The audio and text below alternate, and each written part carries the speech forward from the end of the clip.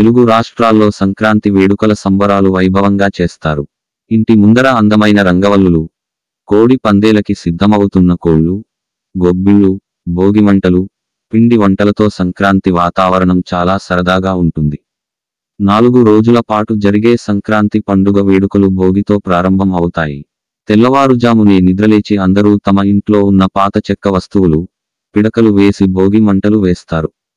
భోగి మంటల చుట్టూ తిరుగుతూ నృత్యాలు చేస్తూ పాటలు పాడుతూ ఆనందంగా గడుపుతారు. భోగి మంటల మీద కాచిన నీటితో స్నానం చేస్తే చాలా మంచిదని పెద్దలు చెబుతారు. గడగడ వణికించే చలిని సైతం లెక్క చేయకుండా చిన్న పెద్ద చాలా ఉత్సాహంగా భోగి మంటలు వేసుకుంటూ సంతోషంగా డాన్స్ చేస్తారు. భోగి మంటలు ఎందుకు వేస్తారు? హిందువులు జరుపుకునే అతి ముఖ్యమైన పెద్ద పండుగలలో సంక్రాంతి ఒకటి. ఈ పండుగకి ముందు వచ్చేది భోగి. ఉత్తరాయణం ప్రారంభమయ్యే ముందు చలి తీవ్రత చాలా ఎక్కువగా ఉంటుంది.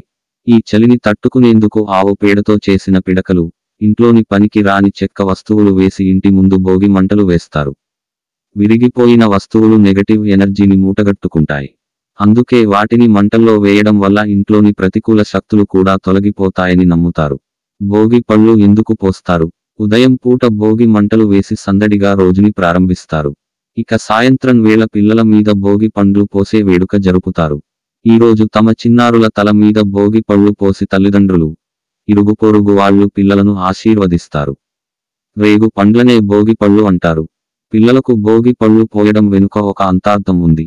భోగి పళ్ళు పిల్లల తల మీద పోయడం వల్ల చిన్నారులకి నరదిష్టి, గ్రహపీడ నివారణ కలుగుతుందని నమ్ముతారు. తల పైభాగంలో బ్రహ్మరంధ్రం ఉంటుంది. భోగి పండ్లు పోయడం వల్ల పిల్లలకి జ్ఞానం పెరుగుతుంది. శ్రీమన్నారాయణుడి ఆశీస్సులు లభిస్తాయి.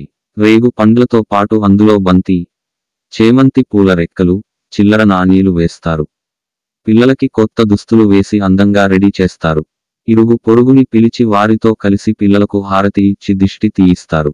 గుప్పిట నిండుగా భోగి పళ్ళు తీసుకుని పిల్లల చుట్టూ 3 సార్లు తిప్పి వాళ్ల తల మీద పోస్తారు. దిష్టి తీసేందుకు ఉపయోగించిన పండ్లు కనుక వీటిని ఎవరూ తినరు. రేగు పండ్లని ఆర్కఫలాలు, బదరీ ఫలం అంటారు. పిల్లల తల మీద భోగిపళ్ళు పోయడం అంటే సూర్యుడిని ఆరాధించినట్టే. సూర్యుడి ఆశీస్సులు పిల్లలకు లభించాలనే ఆలోచనతో ఇలా చేస్తారు. 12 ఏళ్లలోపు చిన్నారులకి తలపై భోగి పండ్లు పోయవచ్చు. భోగి నాడు ఈ వేడుకతో చిన్నపిల్లలు ఉన్న ప్రతి ఇల్లు ఆనందంతో వెలుగుతుంది. నమస్కారం. దయచేసి జై తిరుతల్లి టీవీని సబ్స్క్రైబ్ చేయండి, గంట గుర్తు నొక్కండి, లైక్, షేర్, కామెంట్ చేసి ప్రోత్సహించండి.